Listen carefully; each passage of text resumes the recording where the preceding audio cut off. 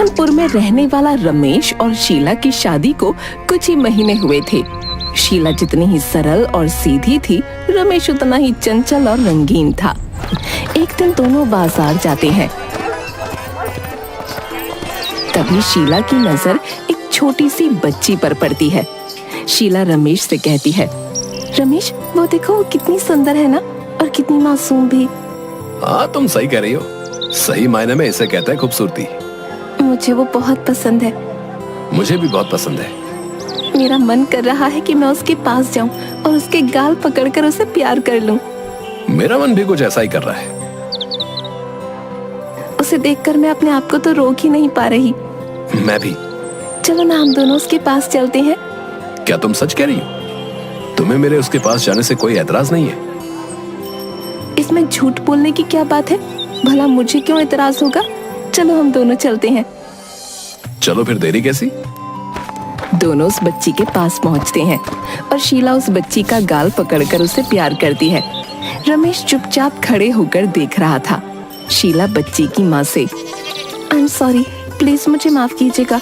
मैंने आपसे बिना पूछे आपकी बच्ची को प्यार किया, लेकिन ये है ही इतनी क्यूट कि मैं खुद को रोक ही नहीं पाई। इट्स ओके, कोई बात नहीं। अरे रमेश, क्या हुआ? चुप क्यों खड़े हो? आपको भी तो प्यार करना था। नहीं, मैं तो दूर से देखकर काम चला लूंगा। अरे ऐसी कोई बात नहीं है, अगर आप भी प्यार करना चाहते हैं तो कर लीजिए। रमेश खुशी से बच्ची की माँ के गाल पर एक किस कर देता है और वो औरत भरे बाजार में जोर से एक तमाचा रमेश के गाल पर मारती है। ये क्या बदतमीजी है? रमेश, ये क्या कर रहे हैं आप? आपका दिमाग तो सही है। मैंने क्या किया है? इन्होंने ही तो कहा था कि अगर आप भी प्यार करना चाहते हैं तो कर सकते हैं, तो मैंने कर लिया। ये आदमी पागल है, पागल। इसे पिंजरे में कैद करके रखो। ये लोगों के बीच लाने लायक नहीं है, हैवान कहीं का। वो गुस्से में वहां से अपनी बच्ची को लेकर चली जाती है। इस बात पर शीला और रमेश घर आकर बहुत लड़ते हैं। रमेश शीला से माफी मांगता है और उससे वादा करता है कि वो दोबारा ऐसी गलती नहीं करेगा। लेकिन दूसरी तरफ अब शीला समझ चुकी थी कि रमेश एक रंगीन मिजाज का इंसान है। शीला अपने पति रमेश के इस रंगीन मिजाजी से बड़ी परेशान रहती थी। एक दिन शीला अपनी माँ के घर गई थी और रमेश को फोन करती है। रमेश, आज रात में घर नहीं आ सकती। मम्मी आज रात और रुकने की जिद कर रही हैं और मौसम भी बहुत खराब है। लगता है बहुत तेज बरसात होने वाली है। मैं कल दोपहर तक आ जाऊंगी। अपनी अभी अभी शादी हुई है? और तुम पति को अकेला छोड़कर दूर हो? खैर ठीक है, कोई बात नहीं। मैं आज की रात किसी तरह अकेला बिता लूंगा। घर के सारे खिड़की और दरवाजे अच्छे से बंद करके सोना। तुम्हें तो पता है ना, आजकल मोहल्ले में कितनी चोरियां होती हैं। आई लव यू शीला, तुम मेरा कितना ख्याल रखती हो। I miss you. ओके, मैं फोन रखती हूँ। Bye bye. दोनों अपना अपना कॉल कट कर देते हैं। तभी जोरों की बरसात शुरू हो जाती है। हाय रे बरसात, ये बीवियां भी कितनी चिपकू होती है, बिल्कुल फेविकॉल की तरह। खैर अब मुझे सो जाना चाहिए, नींद भी जोरों की आ रही है। लेकिन उसके पहले मैडम का आदेश पूरा करना होगा। सारे खिड़की और दरवाजे बंद कर देता हूँ और फिर अपने कमरे में आराम से सोता हूँ। नींद आ रही है। रमेश घर के सारे खिड़की और दरवाजे बंद कर अपने कमरे में सोता है। बाहर तेज हवा के साथ बरसात हो रही थी। घर के भीतर दीवार पर टंगी घड़ी में रात के 2 बज रहे थे। उसी वक्त दरवाजे पर कई बार दस्तक होती है। कमरे में सो रहे रमेश को दरवाजे की दस्तक सुनाई पड़ती है। ओहो, अब इतनी रात में कौन है? रमेश बिस्तर से उठकर दरवाजा खोलता है। सामने पानी में भीगी हुई एक खूबसूरत सी लड़की खड़ी होती है। आप? जी मैं सिमरन। सिमरन? खैर छोड़िए, आप यहाँ कैसे? जी मेरी गाड़ी बाहर खराब हो गई, इसलिए मैंने सोचा क्यों ना मैं रात को यहीं कहीं रुक जाऊं। ओके, प्लीज अंदर आ जाइए। आपको तकलीफ तो नहीं होगी ना? नो, आप कैसी बातें कर रही है? मुझे कोई तकलीफ नहीं होगी। प्लीज आप अंदर आ जाइए। सिमरन घर के अंदर आती है और हाथ में लिया हुआ चाबी का छल्ला कमरे के टेबल पर रख देती है। रमेश दीवार पर टंगे टॉवल को निकालकर सिमरन को देता है और देते समय रमेश का हाथ सिमरन के हाथों को छू जाता है। सिमरन टॉवल से बाल सुखाती है और रमेश एकटक उसकी तरफ देखता रह जाता है। जी, आप क्या देख रहे हैं?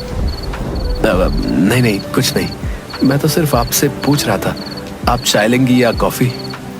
अरे कुछ नहीं, इतनी रात में आपको तकलीफ होगी। अरे नहीं नहीं, मुझे कोई तकलीफ नहीं होगी, बल्कि मुझे तो बहुत अच्छा लगेगा आपके साथ बैठकर इस बरसात में चाय और कॉफी पीने में। मैं लेके आता हूँ। रमेश किचन के अंदर चला जाता है। सिमरन की नजर दीवार पर टंगी शीला की तस्वीर पर जाती है और टेबल पर रखे कुछ तस्वीर और मैगजीन पर भी। रमेश चाय लेकर किचन से बाहर आता है और चाय का प्याला सिमरन के हाथ में देता है। सिमरन शीला की तस्वीर की ओर इशारा करके पूछती है, ये लड़की शायद तुम्हारी गर्लफ्रेंड होनी चाहिए। रमेश जैसे ही चाय का प्याला मुंह को लगाता है, सिमरन की बात सुनते ही उसे झटका लगता है। नहीं नहीं, हाँ, ये मेरी एक्स गर्लफ्रेंड है, काली कलूटी कहीं की। कितनी बेकार दिख रही है ना। आप ऐसी बातें क्यों कर रहे हैं? सच में खूबसूरत है, आपको तो इससे शादी करनी चाहिए। शादी? वो भी इससे? आप भी क्यों मजाक कर रही हैं? शादी तो मैं आप जैसी खूबसूरत लड़की से करना चाहता हूँ। आप करेंगी ना शादी मुझसे? बिजली चमकने की तेज आवाज आती है। जोर की आंधी के साथ खिड़की खुल जाती है। बस एक ही मुलाकात में आपने डायरेक्ट शादी का प्रपोजल दे डाला। अरे नहीं, मैं तो सिर्फ मजाक कर रहा था। आप चाय पीजिए ना। जी। आपको बुरा तो नहीं लगा? मेरी आदत थोड़ा मजाक करने की है। वैसे ही आपसे जिसकी शादी होगी वो लड़की होगी तो बहुत किस्मत वाली। क्यों? ऐसी क्या खास बात देख ली आपने मुझ में? आप नौजवान हैं, हैंडसम हैं, खूबसूरत हैं और आपको चाय बनाना भी आता है। बस, और कुछ नहीं। और आप एक लड़की को खुश करना भी अच्छे से जानते हैं। फिर क्या इरादा है आपका मेरे बारे में? मेरी किस्मत ऐसी कहाँ जो मैं आपके बारे में सोचूं। सिमरन चाय पीती है और चाय खत्म करके प्याला टेबल पर रखती है। रमेश चाय पीते पीते उसकी तरफ एकटक देखता रहता है। सिमरन की नजर रमेश की आंखों से टकराती है और रमेश अपनी नजरें बचाते हुए मुंह मोड़ लेता है। अब आप काफी भीग गई हैं। इस कबर्ड में मेरे कुछ कपड़े रखे, आप अपने कपड़े बदल लीजिए। रमेश कबर्ड से निकालकर कुछ कपड़े सिमरन को देता है। नहीं, आप बिल्कुल परेशान मत हो, मैं ऐसे ही ठीक हूँ। आपको तकलीफ होगी? बेशक नहीं, मुझे तो बहुत खुशी होगी। अब प्लीज आप इस कमरे में जाइए और अपने कपड़े बदल लीजिए। सिमरन कमरे में जाते ही दरवाजा अंदर से बंद कर लेती है। दरवाजे के बाहर खड़ा रमेश दरवाजे पर लगे लेंस से भीतर झांकता है। तभी तेज हवा के साथ कमरे का दरवाजा खुल जाता है। आसमान में तेज बिजली कड़कते ही पूरे घर में बिजली जाने से अंधेरा हो जाता है। सिमरन जोर से रमेश की ओर भागती है। रमेश सिमरन को बाहों में भर लेता है। दूसरी तरफ बाहर बरसात हो रही थी। दरवाजे पर 2 पुलिस वाले आते हैं। सर, दरवाजा तो बंद है, क्या मैं नॉक करूं? हाँ, नॉक करो, देखते हैं शायद कुछ हेल्प मिल जाए। कांस्टेबल दरवाजा नॉक करता है। कुछ देर तक कांस्टेबल दरवाजे पर नॉक करता रहता है। सर, लगता है घर में कोई है नहीं। डोर पर कोई लॉक भी नहीं है। घर में कोई ना कोई होना चाहिए। एक बार फिर से कोशिश करो। कांस्टेबल दरवाजे पर दोबारा नॉक करता है। ओह नो, अब न जाने इस समय कौन है। मैं देख कर आता हूँ। ओह डार्लिंग, प्लीज जल्दी आना। मैं बस यूं गया और यूं आया, तुम करो। रमेश कमरे से बाहर आता है। मेन डोर के पास आकर रमेश टेबल पर रखी मोमबत्ती को जलाता है। दरवाजे पर एक बार फिर नॉक होती है। 1 मिनट रुको, मैं डोर खोल रहा हूँ। रमेश हाथ में जलती मोमबत्ती लेकर दरवाजा खोलता है। रमेश के सामने इंस्पेक्टर और कांस्टेबल होते हैं। जी कहिए। देखिए, यहीं करीब में एक एक्सीडेंट हुआ है और इस बरसात की रात में हमारे पास टॉर्च भी नहीं है। क्या आप हमें कोई टॉर्च वगैरह दे सकते हैं? इंस्पेक्टर साहब, इस समय मैं कुछ प्राइवेट काम कर रहा था। आप लोगों को रात में डिस्टर्ब करने से पहले कुछ सोचना चाहिए। क्या साहब, इधर किसी की जान चली गई और आप जरा सी मदद भी नहीं कर सकते? दरअसल इस एक्सीडेंट में एक लड़की की दर्दनाक मौत हो गई है। ये रही उसकी तस्वीर। मोबाइल पर इंस्पेक्टर रमेश को खून से लथपथ सिमरन की तस्वीर दिखाता है। कार में बैठी खून से लथपथ सिमरन होती है। मोबाइल पर तस्वीर देखते ही रमेश के चेहरे पर पसीने छूटने लगते हैं। उसी वक्त घर में बिजली आ जाती है। ये लो, बिजली भी आ गई। अब आप जा सकते हैं। लेकिन आप कांप क्यों रहे? अरे साहब, इस भीगी रात में विस्की पीजिए, विस्की। इंस्पेक्टर घूर कर कांस्टेबल की तरफ देखता है। चलिए सर, चलिए। कांस्टेबल और इंस्पेक्टर वहां से चले जाते हैं। रमेश घर के भीतर जाते ही दरवाजा बंद कर लेता है। डरा हुआ रमेश धीरे धीरे अपने बेडरूम में जाता है। रमेश की नजर बेडरूम के अंदर जाती है, पर सिमरन वहां नहीं होती और रमेश अपनी नजरें चारों ओर घुमाता है। कमरे में कोई नहीं होता। रमेश पूरी तरह पसीने से लथपथ होता है और उसका सर चकरा जाता है। वो फर्श पर बेहोश होकर गिर पड़ता है। दूसरे दिन सुबह सुबह शीला बैग लेकर घर के भीतर आती है। शीला के सामने फर्श पर रमेश बेहोश पड़ा होता है। शीला रमेश को झकझोर कर उठाती है। रमेश होश में आता है। रमेश, ये सब कैसे हुआ? और तुम यहाँ जमीन पर पड़े क्या कर रहे थे? तुमने दरवाजा भी बंद नहीं किया था। मैं यहाँ फर्श पर। तुम कब आई? यही तो मैं तुमसे पूछ रही हूँ कि तुम यहाँ फर्श पर क्या कर रहे थे?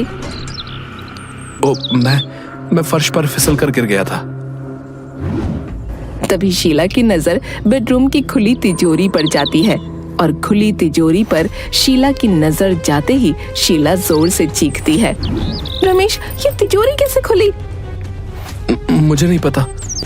शीला दौड़कर तिजोरी के पास जाती है, पर तिजोरी में कुछ नहीं होता। ओह माय गॉड, मेरे सारे गहने। शीला, टेंशन न लो, मैं तुम्हें दूसरे गहने ला दूंगा। लगता है उस चोरनी ने। क्या? मुझे लगता है कोई चोर हाथ साफ कर गया।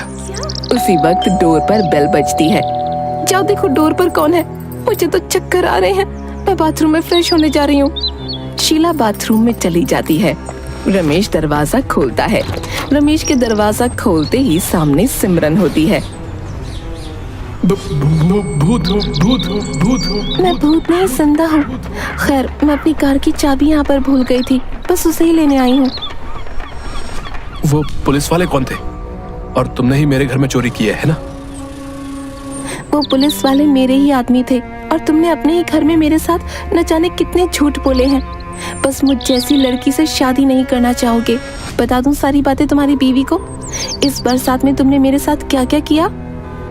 मैंने तुम्हारे साथ कुछ भी नहीं किया। तुम झूठ बोल रही हो। तुम पर यकीन कौन करेगा?